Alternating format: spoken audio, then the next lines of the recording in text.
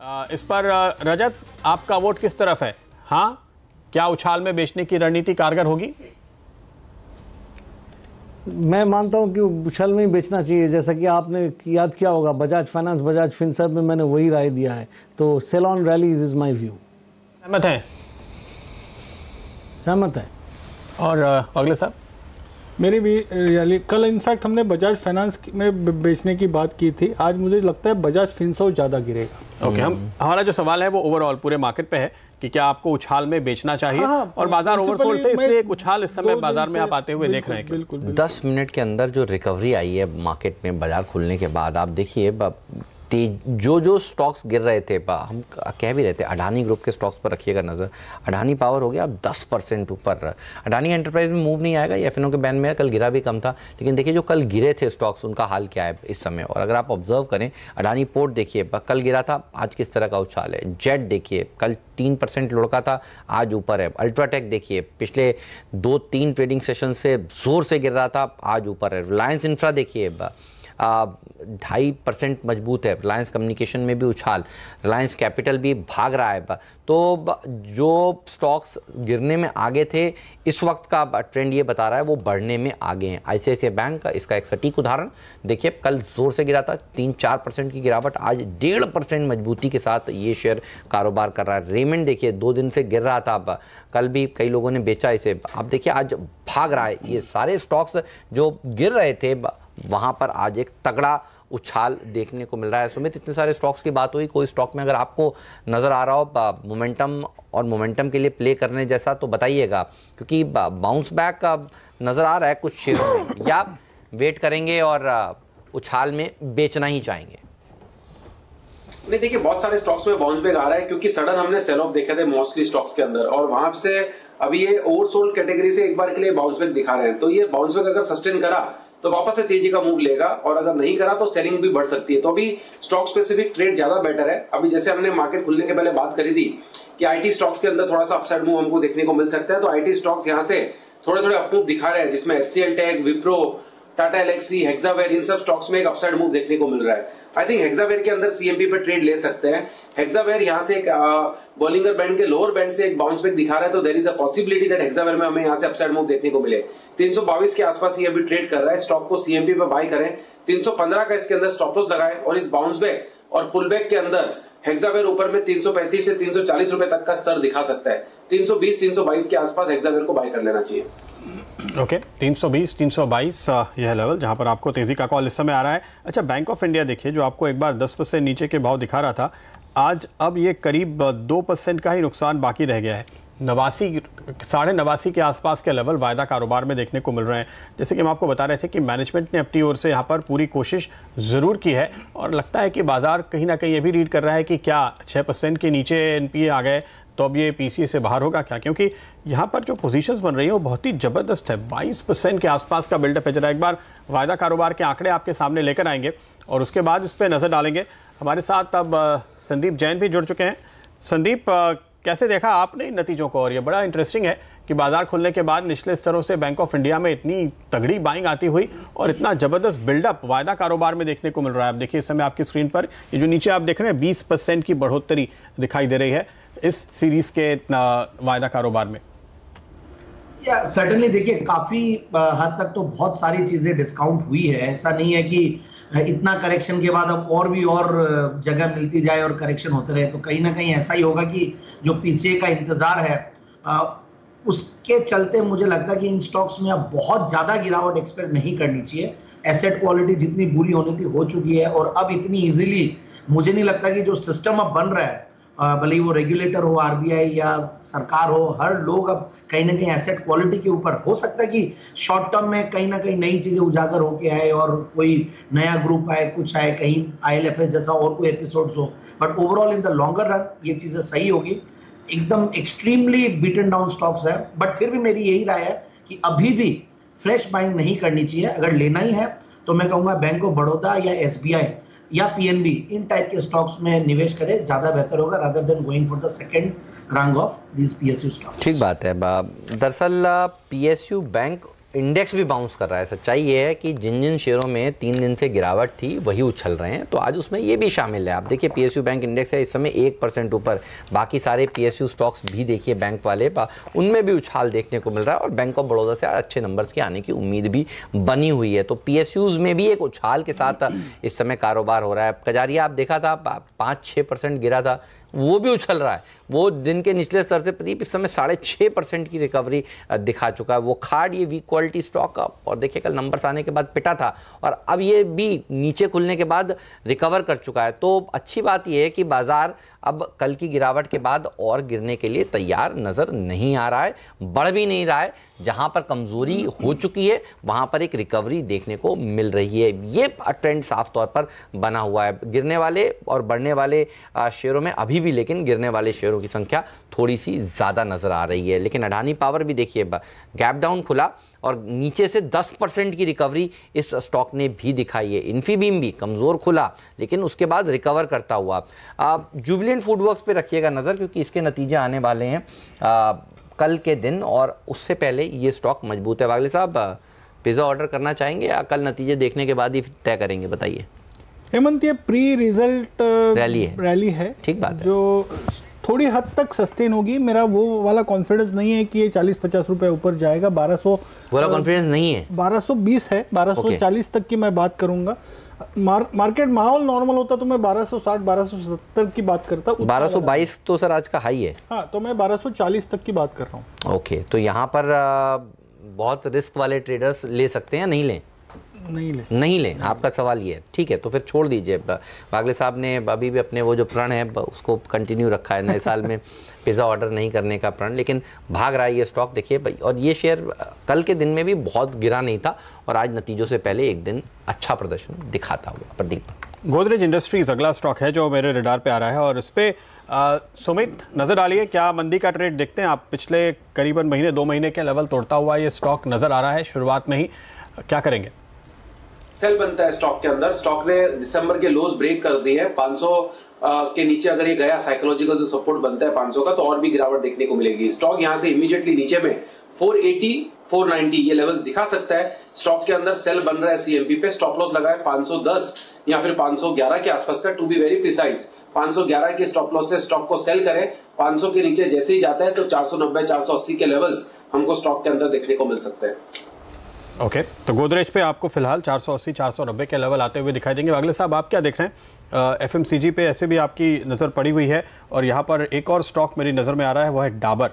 इस पे नजर डालिए और अगर आपने इस बीच गोदरेज के चार्ट देखे उस पर कोई व्यू देना चाहते हैं तो मैं पहले गोदरेज पे व्यू देता हूं प्रदीप। 502 पे है फ्यूचर्स में, 507 के स्टॉप लॉस से बेचे, 490 का टारगेट, ये इंट्राडे कॉल होगा। 480 तक भी ये मूव जा सकती है on the down side.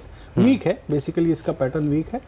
Dabur इतना वीक नहीं है, डाबर को 420 के नीचे ट्रेड करना होगा। फ्यूचर्स की बात कर रहा हूँ, करंटली 423 है तो मैं वेट करूंगा। 420 अगर ब्रेक करता है फिर 407 408 तक की डाउन साइड देखने को मिल सकती है। ऑलराइट, तो इस पर रखिएगा नज़र। फार्मा स्टॉक्स पर रखिए नज़र। फार्मा स्टॉक्स में आज के दिन बढ़िया प्रदर्शन देखने को मिल रहा है। देखिए पीएसयू बैंक, फार्मा, ये वो दो सूचकांक और तीसरा मेटल जिन्होंने अच्छा प्रदर्शन आज के सत्र में दिखाया है। फार्मा में वो खाट तो खैर बाउंस बैक कर ही रहा है। अब देखिए पिरामल एंटरप्राइज में भी एक उछाल आज के सत्र में देखने को मिल रहा है। तो जो मैनेजमेंट ने कमेंट्री दी कि वो अपने रियल एस्टेट वाले कारोबार पर फोकस थोड़ा सा कम करेंगे, उसका असर साफ तौर पर आज के सत्र में देखने को मिल रहा है। सुमित, कौन से लेवल्स अगर टूटते हैं पिरामल एंटरप्राइज में ऊपर की तरफ तो आप तेजी करेंगे?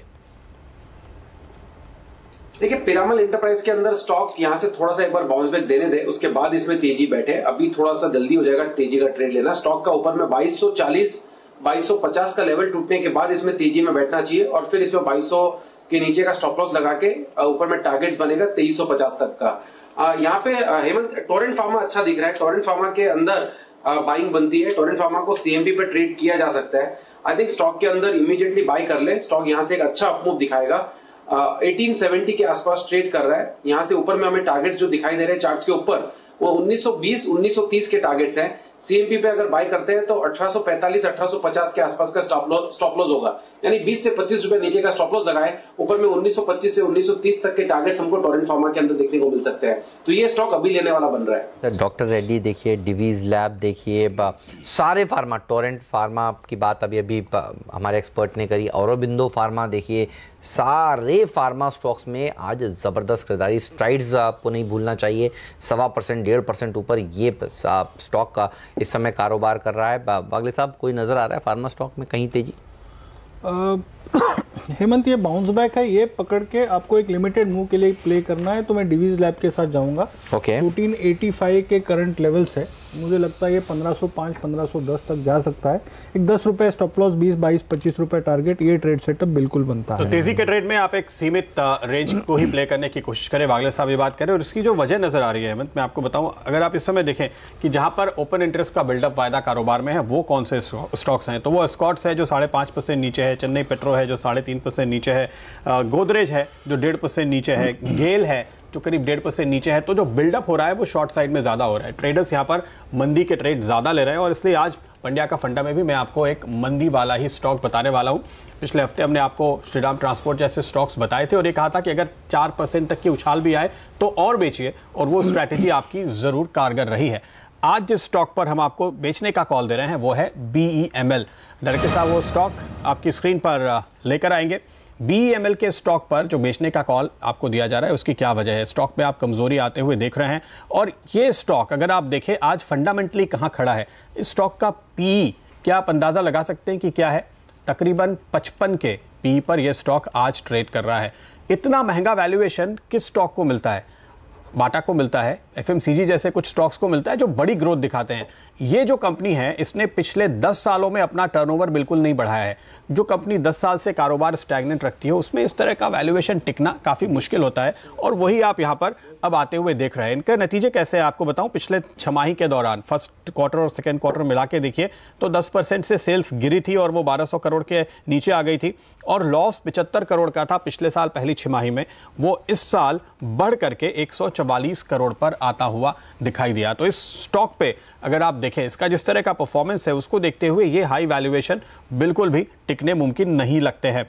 इस बजट से पहले इस स्टॉक पर आप आमतौर पे एक इंटरेस्ट देखते हैं, लेकिन इस बार देखिए जो साफ तौर पे फोकस नजर आ रहा है सरकार का वो राहत देने पर है, किसानों के लिए, टैक्स पेयर्स के लिए, और ऐसे भी ये इंटरिम बजट है तो डिफेंस ऐसे जुड़े हुए सेक्टर्स पे क्या कोई खास आप यहाँ पर अनाउंसमेंट आते हुए देखेंगे, इसकी उम्मीद काफ़ी कम है। इंफ्रास्ट्रक्चर के लिए भी जो इनका एक दूसरा फोकस एरिया होता है, कोई बड़ी पुश आने की उम्मीद कम दिखाई देती है क्योंकि उसके लिए जगह नहीं बचती और ऐसी स्थिति में आपको इस स्टॉक पर बेचकर चलने की राय साफ तौर पे नजर आएगी। डायरेक्टर साहब आप अगर चार्ट सामने रखें, ये पॉइंट्स तो हम बता चुके हैं जो काफ़ी डिटेल्स में। इस स्टॉक पे हमारा जो टारगेट आ रहा है वो तकरीबन 685 रुपए का बनता है। इमीडिएट तौर पे ट्रेडर्स के लिए 1-2 दिन के टारगेट्स शायद आपको करीबन 770 के आसपास के होंगे जो हमारे एक्सपर्ट्स आपको बताएंगे, लेकिन फंडामेंटली इस लेवल पर और एक बड़ी पोजीशन लेने के लिहाज से अगर आप राय लेते हैं तो मुझे लगता है कि 685 तक के टारगेट साफ तौर पे खुलते हुए दिखाई दे रहे हैं BEML के स्टॉक पे। अगले साहब आपने चार्ट्स तो देख ही लिए,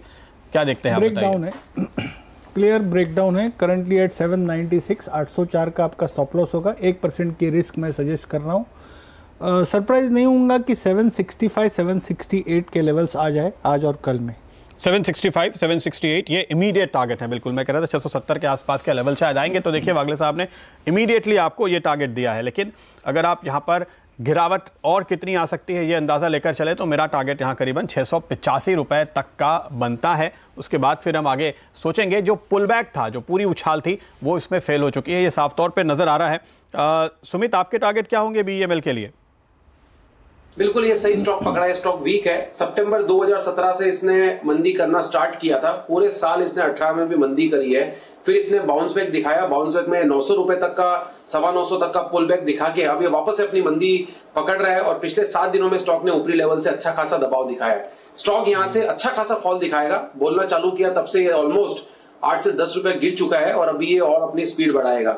स्टॉक का इमीडिएट टारगेट 750 है, ये ट्रेडिंग के लिहाज से है। ओवरऑल थोड़े दिनों के लिए यानी पोजिशनल ट्रेड जिसको बोल सकते हैं सेल साइड में, वो 700 या 680 तक के स्तर इस स्टॉक के अंदर दिखा सकता है।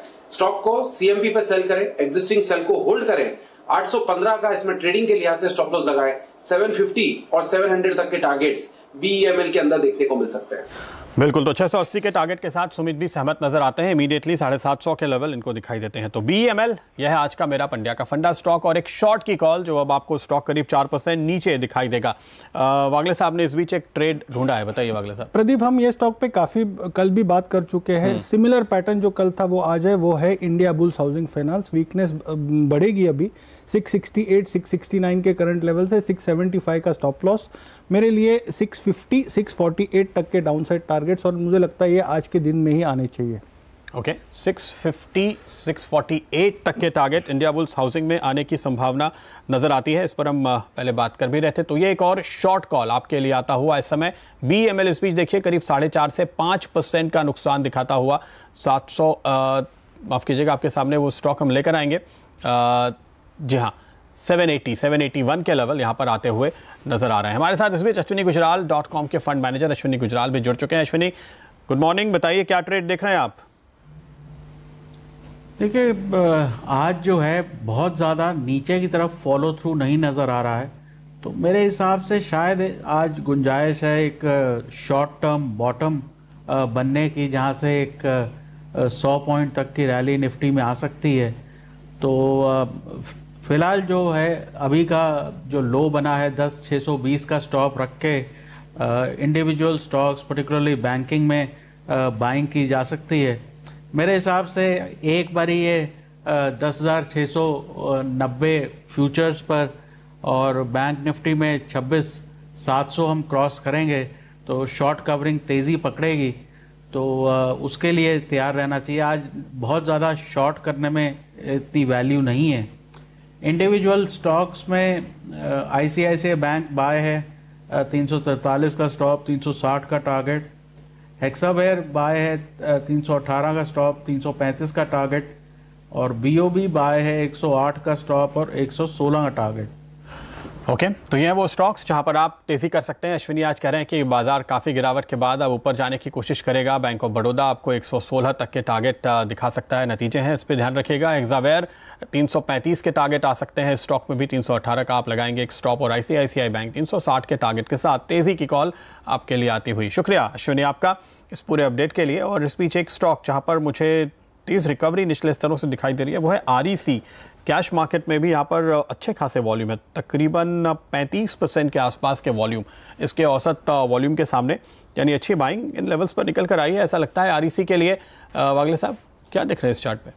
आवरली चार्ट्स में प्रदीप ब्रेकआउट है, 126 तक के मुझे अपसाइड दिखती है। करंटली एट 122 में 2 रुपये स्टॉप लॉस, 4 से 5 रुपये टारगेट, ये ट्रेड सेटअप बैठता है। 126 तक के लेवल REC आपको दिखा सकता है। ये एक तेजी का कॉल फिलहाल आपके लिए बनता हुआ REC पे। सुमित, आप भी तेजी का कॉल लेंगे क्या?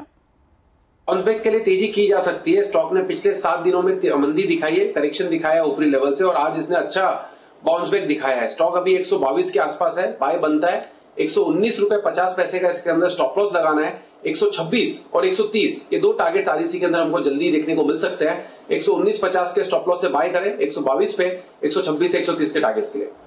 ओके, 126 से 130 तक के टारगेट यहाँ पर आपको देखने को मिल सकते हैं। हमारे दोनों ही एक्सपर्ट इस बात से सहमत हैं।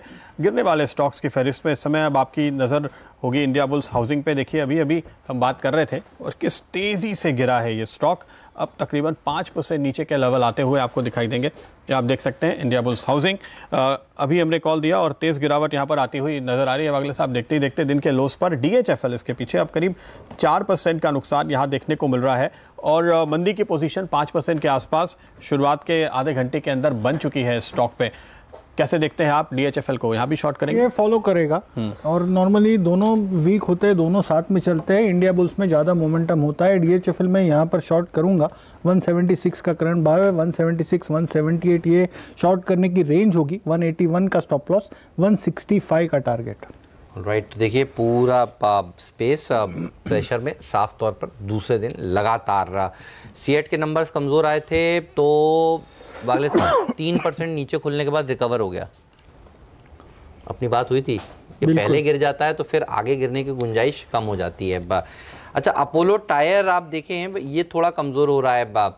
इसके नंबर्स तो अब पता नहीं कैसे निकल कर आते हैं। लेकिन एक बात तो पक्की है, जब ऑटो को दिक्कत है तो ऑटो एंसिलरी स्टॉक्स और टायर शेयरों के लिए भी मुश्किल की बात है। कुछ नज़र आ रहा है सुमित, कोई ट्रेड लेना चाहेंगे किसी लेवल के नीचे? अगर अपोलो टायर जाए तो बेचें, हालांकि ये भी 3-4 दिन से करेक्ट हो रहा है C8 के साथ साथ, लेकिन नंबर्स सारे स्पेस में देखिए कमजोरी वाले ही हैं। चार्ट्स पे तो अभी भी वीक ही दिख रहा है। 200 का स्तर इमीडिएटली लेवल है, एक साइकोलॉजिकल सपोर्ट के हिसाब से वो टूटा तो 190 तक के स्तर देखने को मिल सकते हैं। आई थिंक इसमें सेल करके चांस बिल्कुल लिया जा सकता है। 206 207 पे ये ट्रेड कर रहा है, इसको बेच सकते हैं। यहाँ पे 211 रुपए का स्ट्रिक्ट स्टॉप लॉस लगाएं, नीचे में 200 और फिर 190 तक के स्तर अपोलो के अंदर देखने को मिल सकते हैं। 211 के स्ट्रिक्ट स्टॉप लॉस से सेल बनता है। ओके, सेल की कॉल यहाँ पर आती हुई अपोलो टायर्स पर आपके लिए। और इस बीच एक स्टॉक पे नजर डालिए, वो है चंबल फर्टिलाइजर। निचले स्तरों से जो कुछ एक स्टॉक्स रिकवर हो रहे हैं, इस स्टॉक ने भी तकरीबन 159.60 के आसपास से अब 164.65 तक की रिकवरी दिखाई है।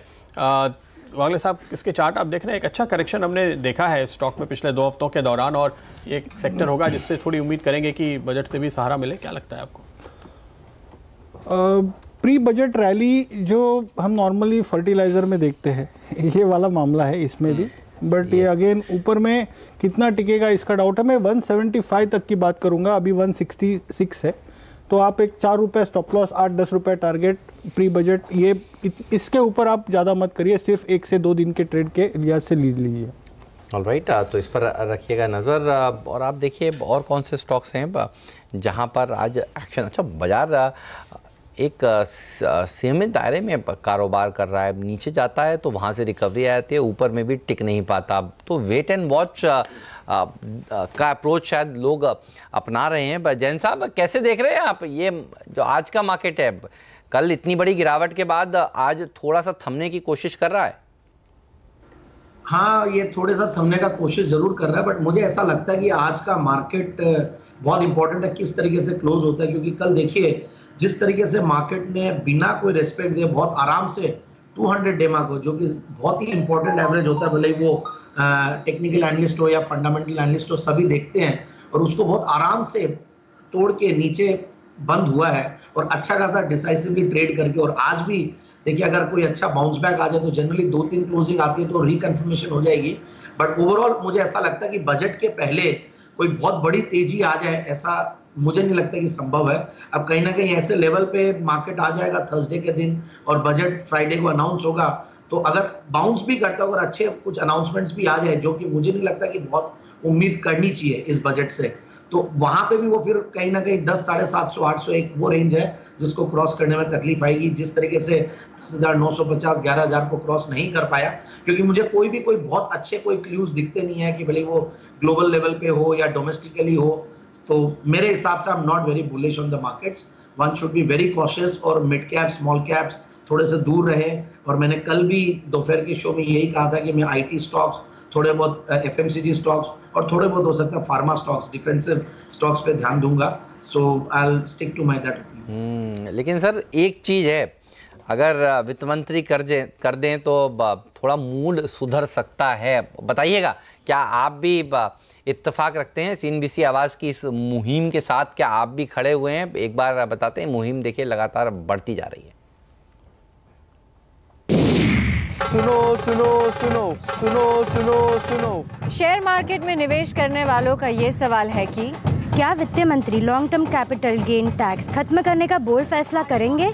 क्या बजट में STT की होगी बाय बाय? क्या वित्त मंत्री जी इनकी एक या दोनों मांगे पूरी करेंगे?